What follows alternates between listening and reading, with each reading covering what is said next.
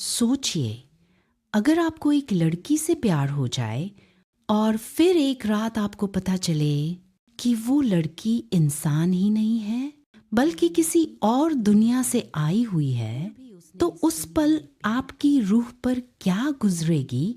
यही है एक खौफनाक मोहब्बत की कहानी। चलिए कहानी शुरू करते हैं। समुद्री भोजन सी फूड से एलर्जी होने के बाद फांग लैंग का शरीर बहुत ज्यादा गर्म हो जाता है।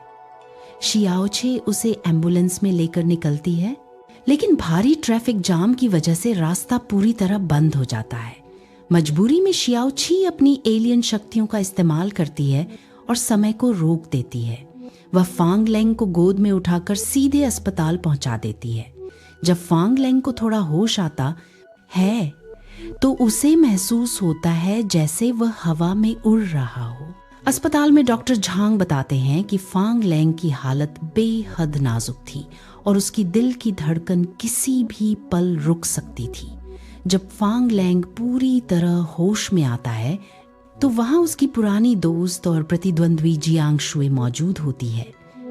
वह फांग लैंग को जताती है कि वही उसे अस्पताल लेकर आई है, लेकिन फांग लैंग को धुंधली सी याद आती है कि उसके साथ कोई और लड़की भी थी, शियाओची।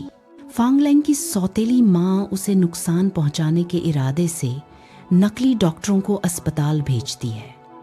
शियाओची को उन पर शक हो जाता है क्योंकि वे फांग लैंग को नुकसान पहुंचाने की कोशिश कर रहे होते हैं। शियाओची बहादुरी से उन नकली डॉक्टरों को मार पीट कर बाहर निकाल देती है और कमरे से चली जाती है। तभी फांग लैंग को एहसास होता है कि यह सब उसकी आंटी की ही साजिश है। अस्पताल में फांग लैंग खुद को बहुत अकेला महसूस करता है।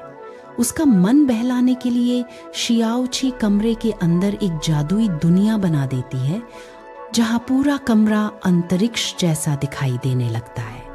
वो फांग लैंग को बताती है कि वो एक एलियन है और ये नज़ारा उसके ग्रह का है। फांग लैंग को लगता है कि वो कोई बहुत ही खूबसूरत सपना देख रहा है।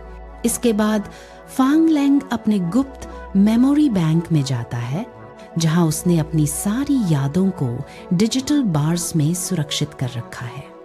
डॉक्टर उसे चेतावनी देते हैं कि बाहर बहुत बड़ा तूफान आने वाला है और बारिश के समय उसकी याददाश्त खोने की बीमारी एमनेशिया और बढ़ सकती है। उसे डर सताने लगता है कि कहीं वह शियाओची को भी न भूल जाए। इसी बीच मीडिया में झूठी खबर फैल जाती है कि शियाओची के रेस्टोरेंट ने फांग लैंग को जहर दे दिया है। गुस्साए हुए लोग रेस्टोरेंट के बाहर हंगामा करने लगते हैं। शियाओची फांग लैंग की कार के पीछे पीछे दौड़ती है और उसे पुकारती है ताकि वह मीडिया के सामने सच्चाई बता सके, लेकिन फांग लैंग अपनी बीमारी से परेशान होने की वजह से उसे नजरअंदाज कर देता है। एपिसोड के अंत में बादल गरजने लगते हैं और बारिश शुरू होने वाली होती है।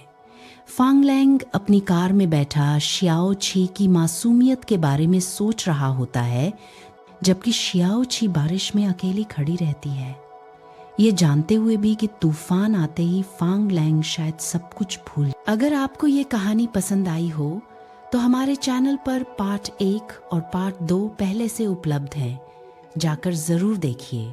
और अगर आप इसका अगला पार्ट देखना चाहते हैं तो चैनल को सब्सक्राइब करना बिल्कुल मत भूलिए।